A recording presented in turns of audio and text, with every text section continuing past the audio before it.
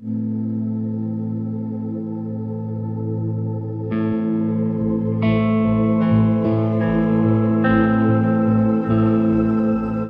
जिस वजह से होता है वो खून का थक्का तो हट गया, लेकिन क्या शरीर फिर से पहले जैसा हो पाता है? तो आज के इस वीडियो में हम बात करेंगे कि डीवीटी से ठीक होने के बाद जो खून का थक्का या फिर जो ब्लड क्लॉट बन गया था, उसकी वजह से हमारे बॉडी में या फिर हमारे शरीर में क्या क्या स्थायी बदलाव होते हैं, क्या क्या परमानेंट चेंजेस होते हैं, इसके बारे में। गुड इवनिंग दोस्तों, मेरा नाम है डॉक्टर के.एच. चौगले और हमारे चैनल आरोग्य एडवाइस पर आप सभी का बहुत बहुत स्वागत है। कोई भी पेशेंट जब डीवीटी से ठीक हो जाता है तो फिर भी कुछ महीनों तक उस पेशेंट को अपने पैर के अंदर हेवीनेस या पैर के ऊपर थोड़ी सी सूजन महसूस हो सकती है, क्योंकि पैर के जिस भी नस में या फिर जिस भी ब्लड वेसल में ब्लड क्लॉट बना हुआ था, वो ब्लड क्लॉट अगर चाहे निकाल भी दिया गया हो या फिर वो चाहे ब्लड क्लॉट डिजोल्व भी हो गया हो, फिर भी उस ब्लड वेसल को अपना प्रॉपर फंक्शन पहले जैसा करने में लगभग कुछ महीनों का समय लग सकता है।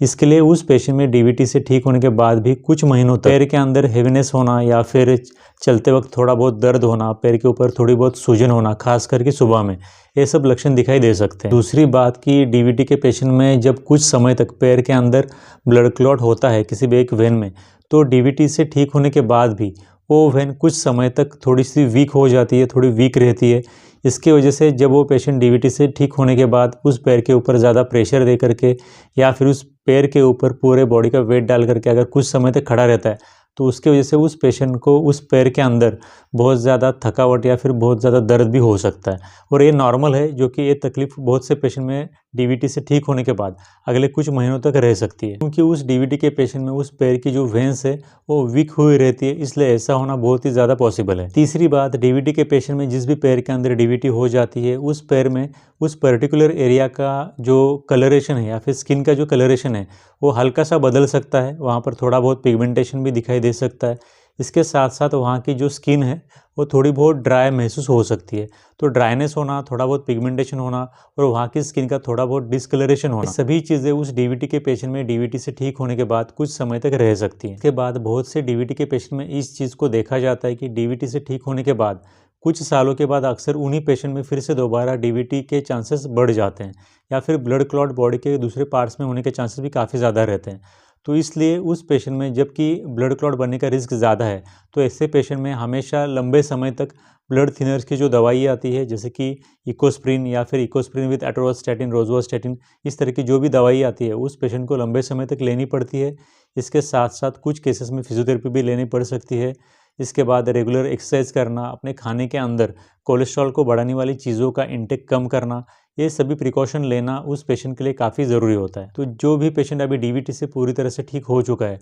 उस पेशेंट को आने वाले फ्यूचर में फिर से एक बार डीवीटी का प्रॉब्लम ना हो, उसके लिए क्या करना पड़ेगा? तो इसके लिए सबसे पहले तो उस पेशेंट को अपने डॉक्टर के सलाह के अनुसार जो भी समय बताया गया है, 3 महीने, 6 महीने या फिर 1 साल भी हो सकता है कुछ केसेस में,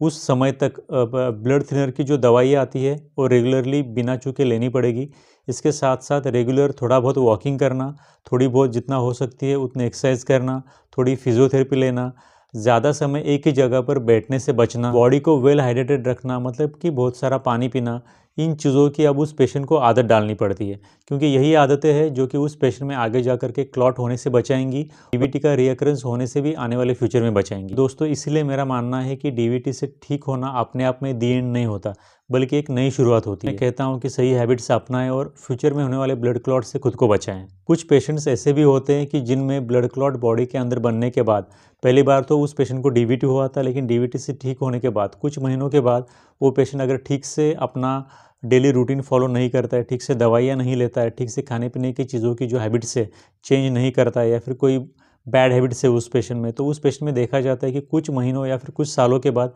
फिर से ब्लड क्लॉट बनता है। जब दूसरी बार ये ब्लड क्लॉट बनता है तो ये ब्लड क्लॉट हमारे ब्लड सर्कुलेशन के थ्रू लंग्स में या फिर हार्ट के अंदर भी जा सकता है। लंग्स में जाने के बाद ये क्लॉट उस पेशेंट में पल्मोनरी एम्बोलिज्म भी पैदा कर सकता है, और अगर यही क्लॉट अगर हार्ट के अंदर जाके फंस जाए तो इसकी वजह से उस पेशेंट हार्ट अटैक भी आ सकता है। इसलिए इस ब्लड क्लॉट का होना किसी भी पेशेंट के लिए में जानलेवा भी हो सकता है। इसलिए इस ब्लड क्लॉट को जितना हो सके उतना अवॉइड करने के लिए प्रॉपर एक्सरसाइज करना, प्रॉपर रेस्ट लेना, प्रॉपर अपनी डाइट रखना और सही हैबिट्स अपनाना, ये चीज़ें काफ़ी ज़रूरी होती है। तो आई होप कि डीवीटी के बारे में आपको इस वीडियो में कुछ जानकारी ज़रूर मिली होगी। अगर आपके इसके विषय में कुछ डाउट्स है तो आप मुझे नीचे कमेंट सेक्शन में भी पूछ सकते हो। So thank you very much for watching this video till the end. Thank you very much.